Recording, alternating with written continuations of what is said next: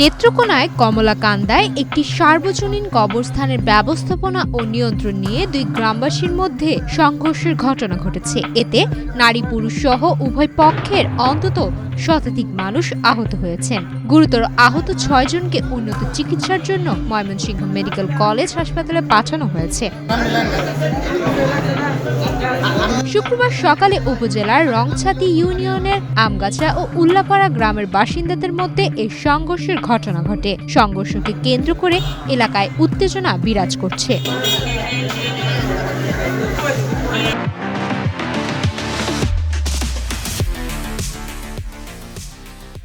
Police ও স্থানীয় সূত্রে জানা গেছে, আমগাছা সার্বজনীন কবরস্থানের ব্যবস্থাপনা ও নিয়ন্ত্রণ নিয়ে আমগাছা ও উল্লাপাড়া গ্রামের বাসিন্দাদের মধ্যে বেশ কিছুদিন ধরেই বিরোধ চলে আসছিল।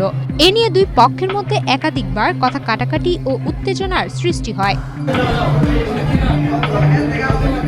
এরই ধারাবাহিকতায় শুক্রবার সকালে দুই গ্রামের কয়েকজনের মধ্যে কবরস্থান পরিচালনা নিয়ে কথা কাটাকাটি শুরু হয়। এক পর্যায়ে বিষয়টি ছড়িয়ে পড়লে উভয় গ্রামের লোকজন সংঘর্ষে জড়িয়ে পড়েন। পরে দুই পক্ষের লোকজন লাঠিসাঁটা ও দেশীয় অস্ত্র নিয়ে মুখোমুখি অবস্থান নেন। শুরু হয় ধাওয়া পাল্টা ধাওয়া ও সংঘর্ষ।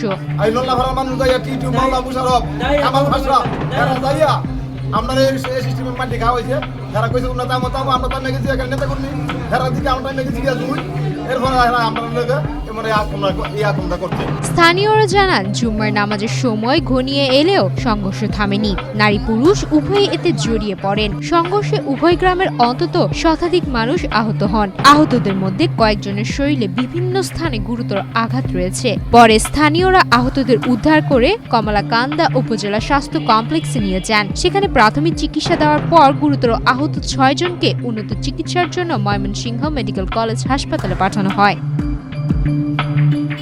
সংঘর্ষের খবর পেয়ে কমলাকান্দা থানার পুলিশ ঘটনাস্থলে গিয়ে পরিস্থিতি নিয়ন্ত্রণে আনে। নতুন করে সংঘর্ষ এড়াতে এলাকায় অতিরিক্ত পুলিশ মোতায়েন করা হয়েছে।